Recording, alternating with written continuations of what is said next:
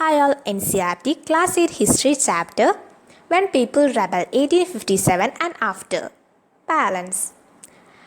A number of Indians believed that they have a common enemy, British, so they organize, communicate, take initiative and display the confidence to turn the situation around. In the northern parts of the country, in 1857, after 100 years of conquest and administration, the English East India Company faced a massive rebellion that started in May 1857. Sepoys militant in several places began from Meerut. From Meerut to Delhi. On 29 March 1857, a young soldier Mangal Pandey was hanged to death for attacking his officer in Barakpur.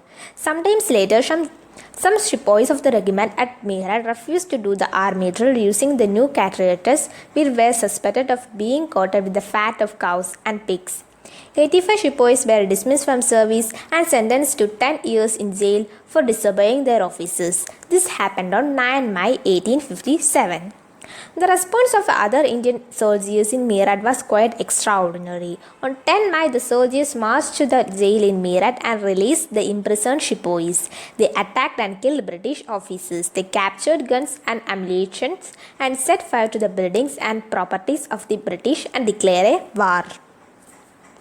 Delhi also rose up in rebellion. Again, British soldiers were killed, arms and ammunition and buildings set on fire. They declared the Mughal Emperor Bahadur Shah Zafar as their leader. The emperor was not quite willing to challenge the mighty British power, but the soldiers persisted. They forced their way into the place and proclaimed Bahadur Shah Zafar as their leader. The aging emperor has to accept this demand. He wrote letters to all the chiefs and rulers of the country to come forward and organize a confederation of Indian states to fight the British. This single step taken by Bahadur Shah Zafar has great implications. The rebellion spread. Regiment after regiment mutinied and took off to join other troops at nodal points like Delhi, Kanpur and Lucknow. After them, the people of the towns and villages also rose up in rebellion and rallied around local leaders, zemindas and chiefs who were prepared to establish their authority and fight the British.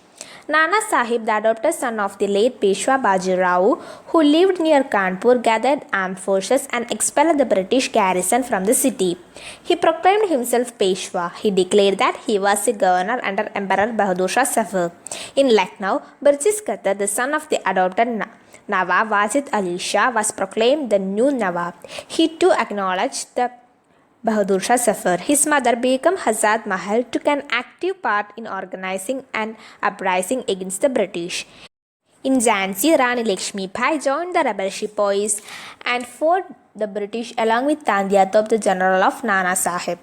In the Mandla region of Madhya Pradesh, Rani Avanti Lodi of Ramgarh raised and led an army of 4,000 against the British who had taken over the administration of her state.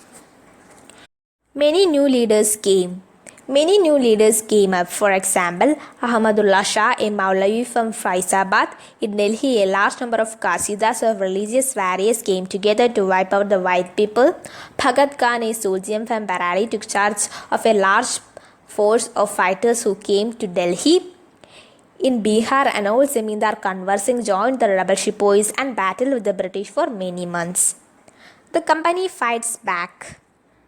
Unknown by the scale of the upheaval, the company decided to repress the revolt with all its might. Delhi was recaptured from the rebel forces in September 1857. The last Mughal emperor Bahadur Shah Zafar was tried in court and sentenced to life imprisonment. He and his wife Begum Zinat Mahal were sent to prison in Rangoon in October 1858. Bahadur Shah Zafar died in the Rangoon jail in November 1862. Lucknow was taken in March 1858. Rani Lakshmi Bai was defeated and killed in June 1858. A similar awaited Rani Abanti, who after initiate victory in Kheri chose to embrace death when surrounded by the British on all sides. Tandya Top escaped to the jungle of central India and continued to fight a guerrillan war with the support of many tribal and peasant leaders. He was captured, tried and killed in April 1859. The British announced rewards for loyal landowners could be allowed to continue to ensure traditional rights over their land.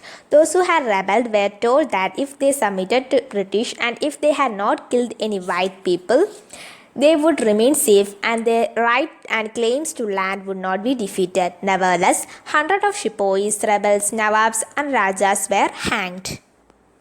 Thank you.